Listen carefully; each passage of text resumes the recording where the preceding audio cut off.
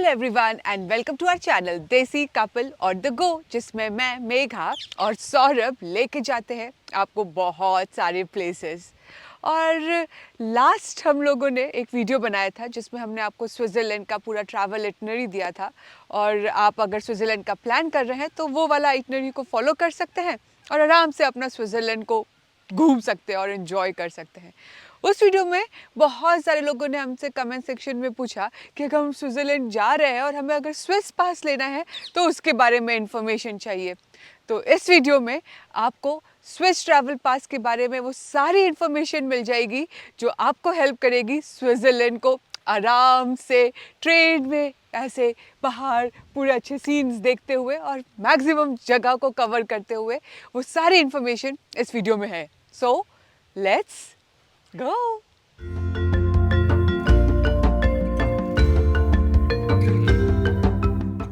तो सबसे पहला क्वेश्चन आता है, what is Swiss travel pass. Switzerland अपने पब्लिक ट्रांसपोर्ट के लिए बहुत ही फेमस है। वहाँ का पब्लिक ट्रांसपोर्ट बहुत एफिशिएंट भी है। तो अगर आप स्विट्ज़रलैंड आते हैं तो आपको वहाँ का पब्लिक ट्रांसपोर्ट यूज़ करना पड़ेगा और उस पब्लिक ट्रांसपोर्ट को यूज़ करने के लिए आपको चाहिए होगा स्विस ट्रैवल पास। स्विस ट्रैवल पास से आप ना सिर्फ पब्लिक ट्रांसपोर्ट, जो लोकल पब्लिक ट्रांसपोर्ट होता है उसके अलावा ट्रेन्स, बोट, बसेस, सब में ये स्विस ट्रैवल पास को यूज़ कर सकते हैं। और इसलिए आपको लाइन में नहीं खड़ा होना होगा, बार बार टिकट्स नहीं खरीदनी पड़ेगी। आप एक सिर्फ ट्रैवल कार्ड से, विच इज़ स्विस ट्रैवल पास, उससे पूरे स्विट्ज़रलैंड को एंजॉय कर सकते हैं। स्विट्ज़रलैंड घूमने के लिए स्विस पास तो चाहिए, ये तो डेफिनेट हो गया है। बट जब आप इंटरनेट पे सर्च करेंगे ना तो आपको बहुत सारे different type of Swiss pass मिलेंगे। तो ये सारे different type of Swiss pass आखिर कौन से हैं, यानी what are the different type of Swiss pass. Let me tell you. So there are four type of Swiss passes. First, Swiss Travel Pass, then Swiss Travel Pass Flex, Swiss Half Fare Card and Swiss Coupon Pass. तो ये हैं सारे Swiss passes. इन सारे Swiss passes में से दो Swiss पास ऐसे हैं जो मोर सुटेबल हैं टूरिस्ट के लिए, और वो हैं स्विस ट्रैवल पास और स्विस हाफ फेयर पास। और अब मैं आपको इन दोनों के बारे में डिटेल में इंफॉर्मेशन देती हूँ ताकि आपको चूज करने में आसानी हो जाए कि आपके लिए सबसे बेस्ट इनमें से कौन सा स्विस पास है। What is Swiss Travel Pass? ये one of the most popular Swiss pass है। Switzerland all in one pass भी बोला जाता है। इसमें आपको अनलिमिटेड फ्री ट्रैवलिंग मिलेगी across Switzerland, which includes train, buses, boat, city transports. ये वैलिड है for fixed and consecutive days, मतलब आप इसे बाय कर सकते हैं for 3 days, 4 days, 6 days, 8 days या फिर 15 days के लिए। इसमें आपको फ्री एंट्रेंस मिलेगा for more than 500 museums. Discounts है on mountain trains. Children under 16 के लिए कोई टिकट नहीं है if they are travelling with parents, and youth discounts are also available, जो आपको जब हम कॉस्ट बताएंगे तो उसके बारे में आपको और डिटेल्स मिल जाएंगे। Who should buy Swiss travel पास? तो अगर आप बहुत सारे प्लेसेस घूम रहे हैं स्विट्ज़रलैंड में, बहुत सारी सिटीज़ को कवर करना चाह रहे हैं, तो स्विस ट्रैवल पास आप बाय कर सकते हैं। या फिर आप क्यू में नहीं खड़े होना चाहते हैं और हर बार उसमें टाइम स्पेंड नहीं करना चाहते हैं जब आपको टिकट लेना हो, तो भी बहुत ही वैलिड रीज़न है। एंड थर्ड रीज़न है, अगर आप 15 डेज से कम रह रहे हैं स्विट्ज़रलैंड में, so then Swiss travel pass is perfect for you. What is the cost of Swiss travel pass? That depends कि आप कितने दिनों के लिए स्विट्ज़रलैंड में रह रहे हैं। अगर आप 3 days के लिए रह रहे हैं तो आप 3 days पास लेंगे एंड उसका कॉस्ट पड़ेगा 19,200 रुपीज़। सिमिलरली अगर आपका 15 days स्विस घूमने का प्लान है तो आपको 15 days का पास लेना होगा and that will cost you 35,500 rupees. अगर आपकी एज 25 ईयर्स से कम है तो आपको डिस्काउंटेड रेट्स लगेंगे, विच इज़ बेसिकली यूथ पास। आप यहाँ पर स्क्रीनशॉट ले सकते हैं ताकि आपको जब भी मन करे आप इन प्राइजेस को रेफर कर सकते हैं एंड अकॉर्डिंगली अपने ट्रिप को प्लान कर सकते हैं। स्विस पास आप बाय कहाँ से कर सकते हैं? आप स्विस पास को ऑनलाइन बाय कर सकते हैं या फिर ट्रेन स्टेशन से या एयरपोर्ट के सर्विस डेस्क से बाय कर सकते हैं। एंड उसे वैलिड करने के लिए आप जब भी फर्स्ट टाइम ट्रैवल करें तो टीसी से उसे एक बार चेक ज़रूर करवा लें ताकि वो स्टैंप लगा सके एंड उस दिन से आपका फिर स्विस पास वैलिड हो जाएगा। What is Swiss half fare card? जैसे नाम ही बता रहा है, it gives you 50% discount on public transports, 50% discounts on train, boats and mountain excursions. ये वैलिड है for 1 month and children below 6 years can travel for free if the parents are holding this Swiss half fare card. Who should buy Swiss half fare card? तो अगर आप public transport ज़्यादा नहीं use कर रहे हैं तो स्विस हाफ फेयर कार्ड आपके लिए है। या फिर आप रोड ट्रिप पे हैं और आप कार से पूरे स्विस को एक्सप्लोर कर रहे हैं बट आप माउंटेन एक्सकर्शंस करना चाहते हैं या बोट राइड करना चाहते हैं तो फिर स्विस हाफ फेयर कार्ड आपको खरीद लेना चाहिए। What is the cost of Swiss half fare card? तो स्विस हाफ फेयर कार्ड का प्राइस है 10,000 रुपीज़। अब ये आपके लिए वैलिड है क्या इतना कॉस्ट देना? तो वो डिपेंड करेगा कि आप कितनी बार पब्लिक ट्रांसपोर्ट को यूज़ कर रहे हैं। आप कैलकुलेशन करिए कि आप अगर टिकट प्राइस करेंगे और हाफ फेयर प्राइस का कार्ड नहीं लेंगे तो टोटल प्राइस कितना आ रहा है, और अगर हाफ फेयर प्राइस लेते हैं यानी 10,000 रुपीज़ और एक्स्ट्रा इन्वेस्ट करते हैं तो क्या आपको इससे बेनिफिट मिलता है? तो आपको अपना पूरा प्लान करना होगा, देखना होगा कि कितना कैलकुलेशंस में कितने प्राइस आ रहे हैं और उससे आप फिर डिसाइड कर सकते हैं कि half fare card is valid for you और not. How to buy Swiss half fare card? तो जैसे आपने स्विस ट्रैवल पास बाय किया था वैसे ही स्विस हाफ फेयर कार्ड को भी बाय कर सकते हैं ऑनलाइन या सर्विस डेस्क से, एयरपोर्ट या ट्रेन स्टेशन से। हाँ, बहुत इंपॉर्टेंट डिफरेंस ये है कि स्विस हाफ फेयर कार्ड के साथ आपको पब्लिक ट्रांसपोर्ट की टिकट्स भी बाय करनी पड़ेंगी, और फिर जब आप पब्लिक ट्रांसपोर्ट की टिकट्स बाय कर रहे होंगे तब आप अपना स्विस हाफ फेयर कार्ड दिखा दीजिए तो आपको 50% डिस्काउंट मिल जाएगा।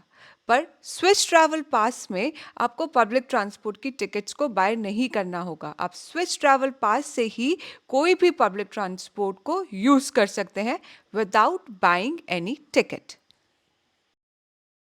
एक क्वेश्चन जो बहुत आता है वो आता है कि हम स्विस पास लें कि ईयू रेल पास लें। तो वो डिपेंड करता है कि आप आखिर घूमने क्या वाले हैं।